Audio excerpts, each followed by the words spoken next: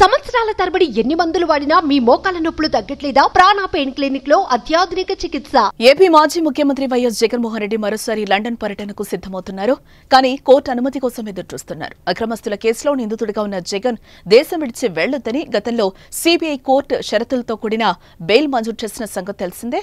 విదేశాలకు వెళ్లాలంటే ఆయన తప్పనిసరిగా సీబీఐ కోర్టు అనుమతి తీసుకోవాల్సిందే. దీంతో లండన్లో ఉంటున్న తన కుమార్తె వద్దకు సెప్టెంబర్ మొదటి వారంలో వెళ్లేందుకు పర్మిషన్ కావాలని మంగళవారం పిటిషన్ దాఖలు చేశారు.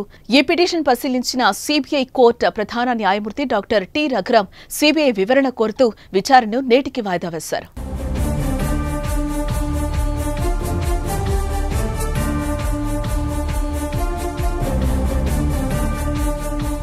అటు విజయసాయిరెడ్డి కూడా విదేశీ పర్యటన కోసం కోర్టులో పిటిషన్ వేశారు.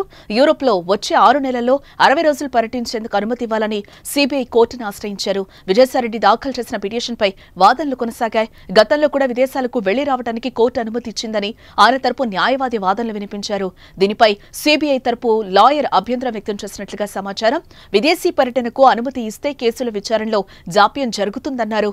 ఇప్పటికే విచారణ ముందుకు సాగడం లేదని అనుమతి ఇవ్వకూడదని కోరారు. ఇరువైపులా వాదనలు విన్న న్యాయమూర్తి ఈ నెల 30వ తేదీకి నిర్ణయాన్ని వాయిదా వేశారు.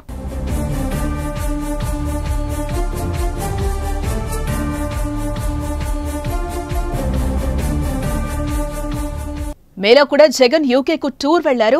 మే 17న కుటుంబంతో కలిసి విదేశీ పర్యటనకు వెళ్లారు. లండన్ సహా ఫ్రాన్స్, స్విట్జర్లాండ్లో పర్యటించారు ఆయన. సుమారు 15 రోజుల పర్యటన అనంతరం ఆయన రాష్ట్రానికి తిరిగొచ్చారు. 2 నెలల వ్యవధిలో మరోసారి యూకే వెళ్లడం రాజకీయ వర్గాల హాట్ టాపిక్ గా మారింది. ఓటమి తర్వాత రాష్ట్రంలో ఎక్కువ సమయం కేటాయించేందుకు జగన్ ఏమాత్రం ఇష్టపడటం లేదు.